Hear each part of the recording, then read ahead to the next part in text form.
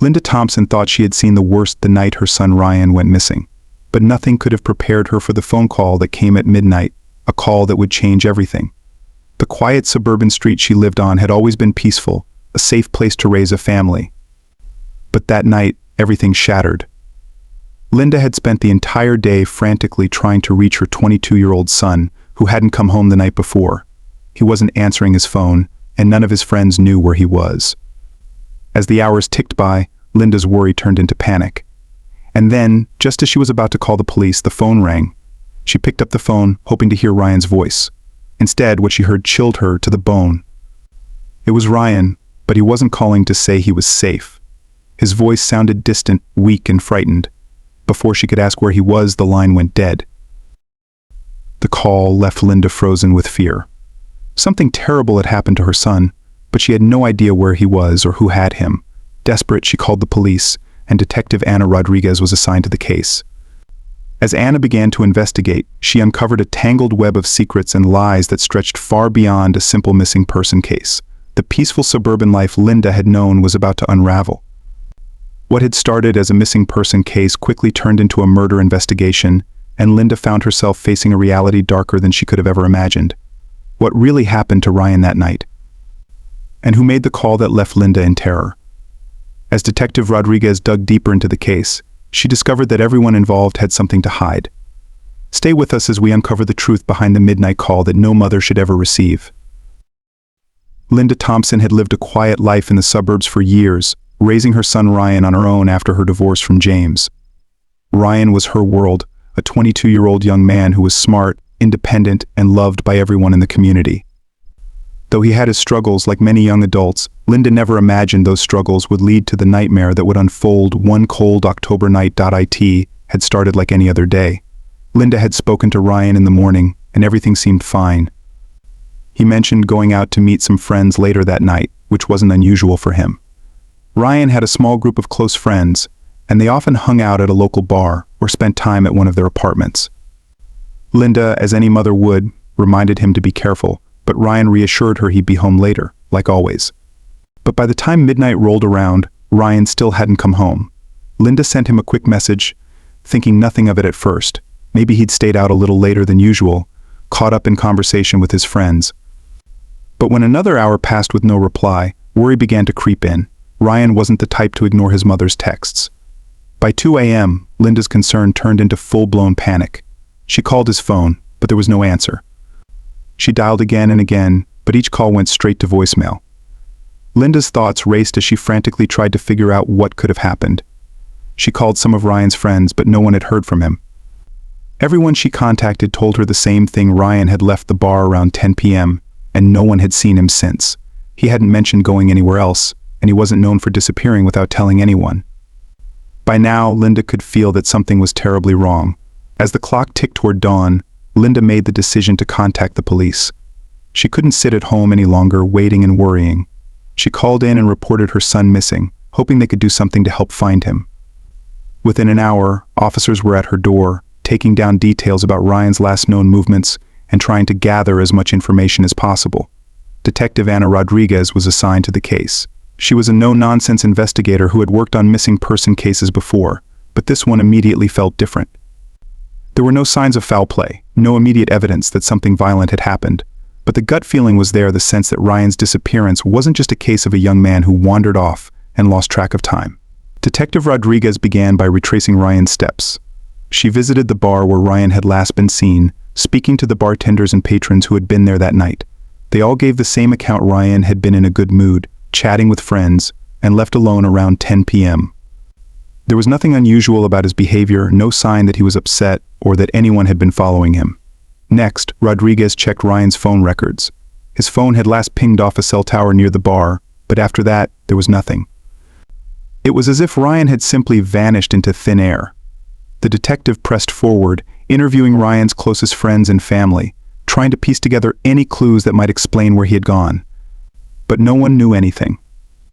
Days turned into a week, and still there was no sign of Ryan. Linda was beside herself with worry, barely sleeping or eating as she waited by the phone, hoping for any news. She contacted James, her ex-husband, but even he was at a loss. James hadn't spoken to Ryan in a few weeks. though they had always maintained a decent relationship after the divorce. He too was shocked by the disappearance and offered to help in any way he could. And then, just as the police were beginning to fear the worst, Linda received the call that changed everything. It was around midnight when the phone rang. Linda, who hadn't been able to sleep for days, was jolted awake by the sound. She rushed to answer, hoping it was news about Ryan. The voice on the other end of the line was soft and faint, but unmistakable. It was Ryan. Linda's heart raced as she tried to speak, but before she could say much, the line went dead. There was no time to think. She called the number back immediately, but there was no answer. Panic gripped her as she dialed again, only to be met with silence. She was left standing there, holding the phone in disbelief. She knew one thing for sure: Ryan was alive, but he was in trouble. Linda immediately contacted Detective Rodriguez, who quickly arrived at Linda's home to listen to her account of the call. Though the details were slim, it was clear that Ryan was in danger. The fact that he had managed to make a call at all suggested he was being held somewhere but had briefly gotten access to a phone. But why had the call ended so abruptly? Was someone watching him? Rodriguez knew that time was of the essence. She immediately began working with the tech team to trace the call, but the phone Ryan had used was an unregistered burner phone, making it nearly impossible to track its origin. Whoever had Ryan knew how to stay off the radar. With no way to trace the call, Rodriguez turned back to the people who knew Ryan best. She spoke again with his friends, this time digging deeper into whether anyone might have had a reason to hurt him or take him against his will. At first, no one had much to offer. Ryan was well-liked, easygoing, and had never been in trouble with the law. But one name kept coming up during the interviews: Kyle, a friend of Ryan from high school who had recently resurfaced in his life. Kyle had a rough reputation. He had dropped out of school, gotten into some legal trouble over the years, and had a history of drug use. He and Ryan had been close when they were younger, but they had drifted apart as Ryan focused on his studies and his future. However, in the months leading up to Ryan's disappearance, the two had reconnected.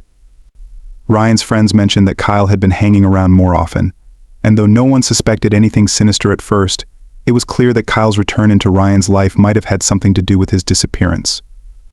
Detective Rodriguez immediately set out to find Kyle. She tracked him down to a rundown apartment on the outskirts of town. When questioned, Kyle was evasive, claiming he hadn't seen Ryan in days and had no idea where he was. But something about Kyle's behavior made Rodriguez suspicious. His nervous energy and contradictory statements suggested he was hiding something. The police kept Kyle under surveillance while they continued to investigate. Rodriguez was convinced he knew more than he was letting on, but without any hard evidence, there wasn't much she could do. Meanwhile, Linda's anxiety grew. She couldn't stop thinking about the phone call, wondering what had happened to Ryan after the line went dead. Just when it seemed like the case was hitting a dead end, another lead surfaced. A neighbor of Kyle's came forward, saying they had seen Ryan with Kyle the night he disappeared. The witness described seeing the two young men leave Kyle's apartment together around 10:30 p.m., just after Ryan had left the bar. This new information put Kyle directly at the center of the investigation. Rodriguez brought Kyle in for questioning again, this time armed with the new evidence. Under pressure, Kyle's story began to unravel. He admitted that Ryan had been with him that night, but claimed they had only gone for a drive and that Ryan had dropped him off afterward. However, the details of his story didn't add up, and it was clear Kyle was still hiding something. The investigation shifted into high gear as Rodriguez and her team began to dig into Kyle's background, looking for any possible connection to the disappearance. They found that Kyle had been involved in a series of illegal activities, including drug deals and petty theft. It became increasingly likely that Ryan had been caught up in something he didn't fully understand. Whether he had been helping Kyle or had been pulled into something against his will, the pieces of the puzzle were starting to come together. Linda, desperate for answers, continued to wait by the phone, hoping for another call from Ryan. But as days passed with no further contact, the fear that something terrible had happened to her son only grew stronger. As the days dragged on, Detective Anna Rodriguez grew increasingly frustrated with Kyle's evasive behavior. She knew he was hiding something, but getting him to talk was proving more difficult than expected. Kyle had a rough past filled with questionable decisions and run-ins with the law, but nothing in his record suggested he was capable of orchestrating something as serious as a kidnapping or worse. Yet he was the last known person to be with Ryan, and his nervous behavior only made him more suspicious. Rodriguez decided to shift her focus slightly, looking deeper into the connection between Kyle and Ryan. She started with the places they had been seen together and the people they both knew. Ryan's friends had mentioned that Kyle had reappeared in his life only recently, which made Rodriguez wonder if there was something specific that had drawn them back together. A quick search through local police reports turned up some interesting information. Kyle had been involved in some minor drug deals, and although Ryan had never been directly linked to drugs, Rodriguez couldn't shake the feeling that this might have something to do with his disappearance. The team combed through surveillance footage from the night Ryan went missing, hoping to find something they might have missed. After hours of reviewing footage, they finally got a break. A camera from a gas station near Kyle's apartment showed Ryan and Kyle together around 10:45 p.m., just a little while after Ryan had left the bar. The footage confirmed what the neighbor had said. Ryan had been with Kyle that night. The two were seen getting into Kyle's car and driving off, but the footage didn't give any indication of where they went next. Rodriguez knew this was the moment that likely held the key to solving the case. She questioned Kyle again, showing him the footage and asking for a detailed account of what had happened that night. At first, Kyle stuck to his story, claiming they had just gone for a drive and then Ryan had dropped him off. But with the mounting pressure, Kyle's story started to crack. He admitted that they hadn't just gone for a drive, they had gone to meet someone. This revelation shifted the investigation into new territory. Kyle reluctantly revealed that he and Ryan had met with a man named Troy, someone Kyle had known for a few years. Troy had a reputation for being involved in shady deals, particularly drug-related activity. According to Kyle, Troy had reached out to him saying he had a business opportunity and Kyle had roped Ryan into going with him. Kyle insisted that he had no idea anything bad was going to happen, but Rodriguez could tell there was more to the story. Detective Rodriguez immediately tracked down Troy's location. Troy had been involved in various criminal activities over the years, but had managed to avoid any major legal consequences. When Rodriguez finally caught up with him, Troy was smug and dismissive, refusing to cooperate. He denied ever meeting with Ryan or Kyle and claimed he had no idea what they were talking about. But Rodriguez wasn't buying it. She knew that Troy was involved somehow, but without concrete evidence, she couldn't hold him for long. Rodriguez's team continued to search for more clues. They scoured Ryan's phone records, hoping to find any communication between him and Troy, but nothing stood out. The frustration grew as every lead seemed to hit a dead end, and Linda, Ryan's mother, was growing more desperate by the day. She had spent countless hours hoping for another phone call, some sign that Ryan was still out there, but none came. The tension in the investigation was mounting. Rodriguez knew she had to act fast before the trail went cold. Then, out of the blue, a new piece of information came in. A car matching Kyle's description had been found abandoned on the side of a rural road just outside town. The car had been sitting there for a few days, unnoticed, until a passerby called it in. Rodriguez immediately rushed to the scene, hoping this would finally give her the breakthrough she needed.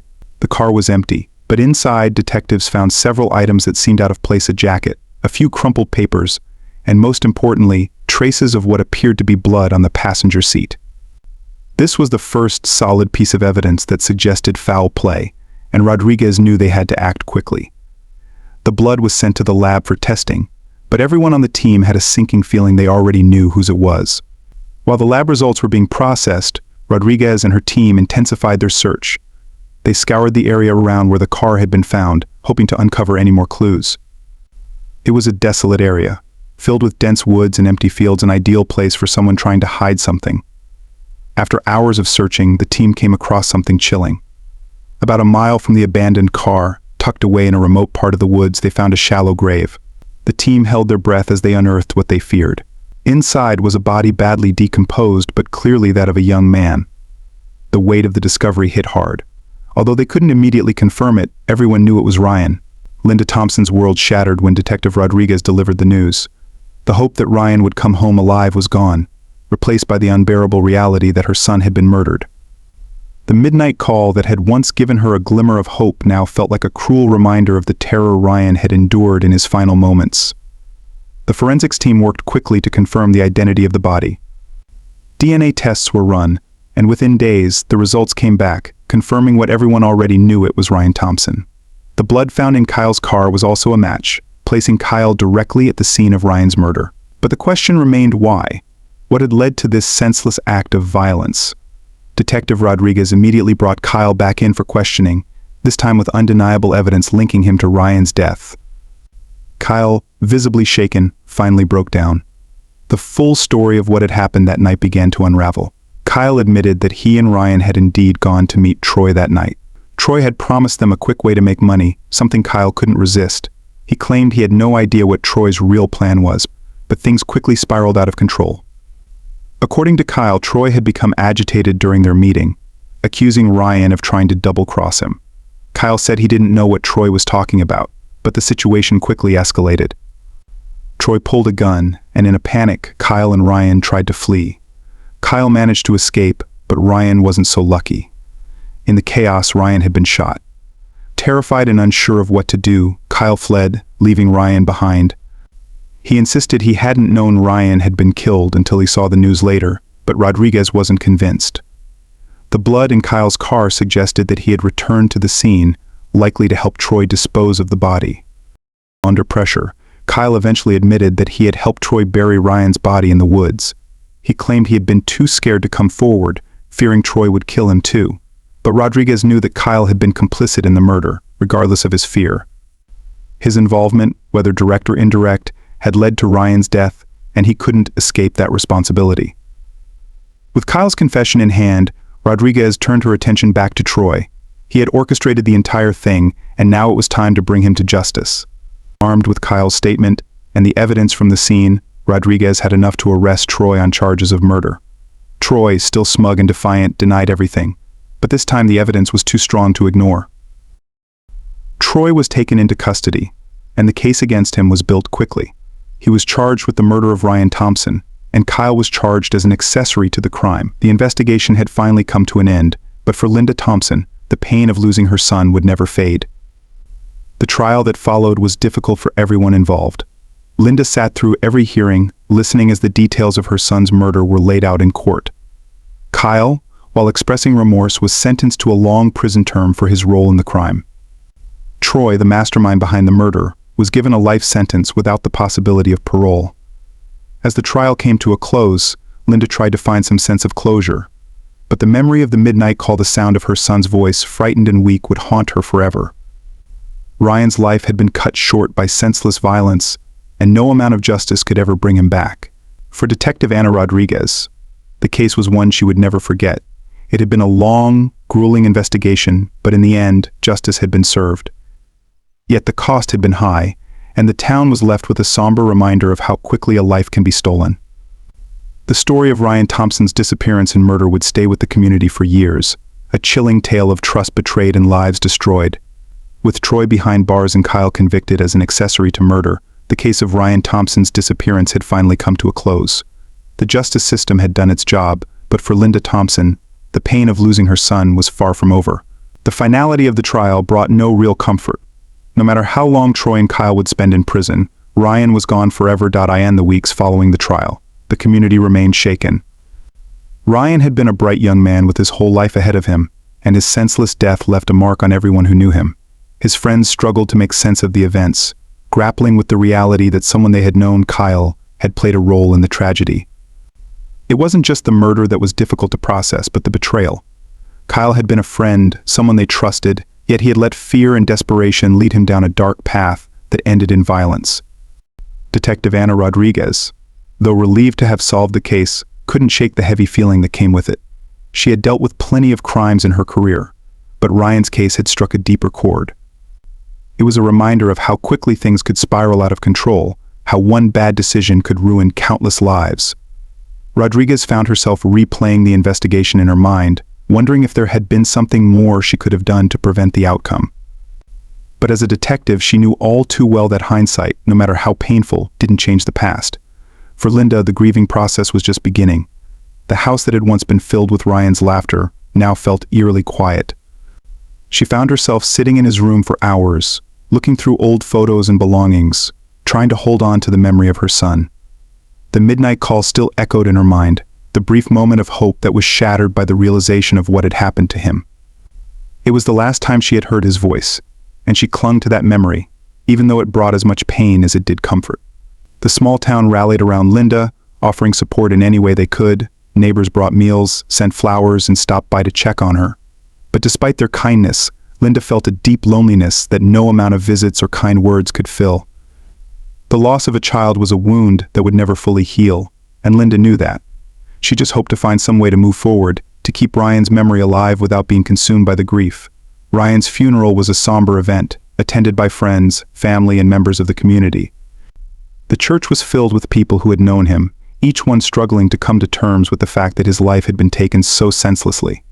As the service came to a close, Linda stood by his grave, her heart heavy with the weight of finality. The words spoken during the service seemed distant, almost unreal. It was hard to accept that this was truly the end. In the months that followed, Linda tried to rebuild her life, though the hole left by Ryan's absence was always there. She focused on small routines like tending to the garden and volunteering at the local community center, hoping these activities would bring some sense of normalcy. She also became an advocate for victims of violent crimes, sharing Ryan's story in the hopes that it might prevent other families from experiencing the same kind of heartbreak. It was a way for her to honor his memory, to give his short life some lasting meaning. For Detective Rodriguez, the case was one of many in her career, but it was one that stayed with her. She had seen firsthand how the ripple effects of one crime could devastate an entire community. It wasn't just about catching the bad guy or solving the mystery, it was about the lives left in pieces afterward. Rodriguez took solace in the fact that justice had been served, but she knew that for people like Linda, true closure was an elusive thing. Kyle's sentence, though lighter than Troy's, still weighed heavily on him. In prison, he had plenty of time to think about the choices he had made and the consequences of his actions. He had lost his freedom, but worse than that, he had lost his friend and betrayed the people who had trusted him. Kyle often thought back to that night, wondering how things could have turned out differently if he had just made one better decision. But now, those thoughts were just part of the long sentence he had to serve. Troy, on the other hand, showed no remorse. Even as the years went by, he maintained his innocence, claiming that the system had failed him. But his arrogance only served to confirm what everyone already knew, that he had been the one to orchestrate Ryan's murder, dragging Kyle along in his selfish schemes. As time passed, the town began to heal, though the scars of Ryan's death would always remain. His friends slowly returned to their normal lives, but they never forgot the friend they had lost. They honored him in small ways, dedicating events in his name, sharing stories about him when they gathered together. Ryan's memory became a quiet, yet constant presence in their lives, a reminder of both the fragility of life and the strength of their friendship. For Linda, every day was a challenge, but she found ways to carry on. She spoke at local events about the dangers of falling in with the wrong crowd, using Ryan's story as a cautionary tale for young people. Though the pain never fully went away, Linda knew that Ryan's legacy could be one of hope, a story that might save someone else from a similar fate. The case of Ryan Thompson's murder would never be forgotten, not by his family, his friends, or the town that had loved him. It stood as a painful reminder of the darkness that can exist even in the most unsuspecting places, but also of the resilience of those left behind.